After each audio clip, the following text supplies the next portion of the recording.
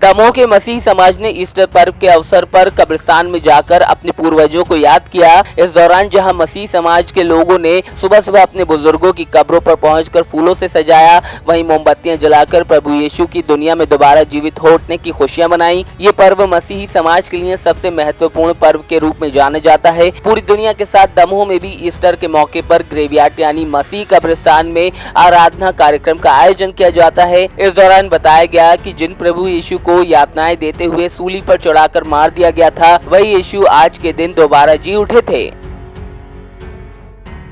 Easter celebrate कर रहे हैं, क्राइस्ट के रेजरेक्शन को सेलिब्रेट करते हैं, उनके फिर से जी उठने को।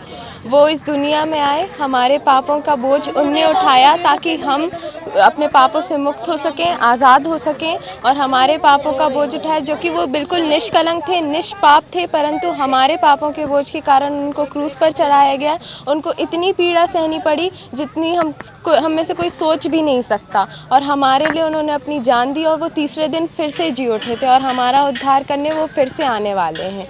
तो हम ईस्टर को मना रहे हैं यहाँ। आज का दिन काफ़ी महत्वपूर्ण है। जी, हमारे लिए सबसे महत्वपूर्ण है, क्रिश्चियनिटी का सबसे सिग्निफिकेंट डे है आज। ये पर्व मनाया जाता है प्रभु यीशु मसीह के मृत्यु पर जय प्राप्त करने का। उन्होंने मृत्यु का वरण किया गुड फ्राइडे के दिन, जिसे हम शुभ शुक्रवार कहते हैं, लेकिन आज के दिन उन्होंने मृत्यु पर विजय प्राप्त कर सदैव जीवित होकर लोगों के सामने स्वयं को प्रकट किया कि वो मृत्यु को हराने वाले मृत्युंजय ईश्वर हैं। और इसलिए वो हमें ये आशा देते हैं कि मृत्यु एक द्वार है जिससे हमको अनंत जीवन में प्रवेश करना है और हम अपने प्रियों से फिर मिलेंगे और स्वर्ग में हमेशा के लिए निवास करेंगे।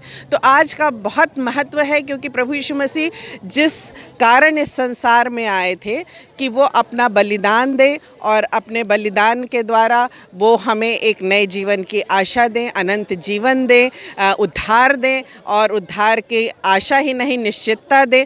वो कार्य उन्होंने आज पुनर्जीवित होकर पूर्ण किया और इसलिए हम बड़े ही खुशी के साथ सुबह सुबह, जैसे कि महिलाएं उनके कब्र पर गई थी और उन्होंने कब्र के द्वार को खुला हुआ और स्वर्गदूत को ये कहते सुना कि वो यहाँ नहीं है, तुम जीवित को मृतकों में क्यों ढूंढते हो, और फिर प्रभु यीशु मसीह को देखा। हम भी बड़े आनंद के साथ इस पर्व को मनाते हैं।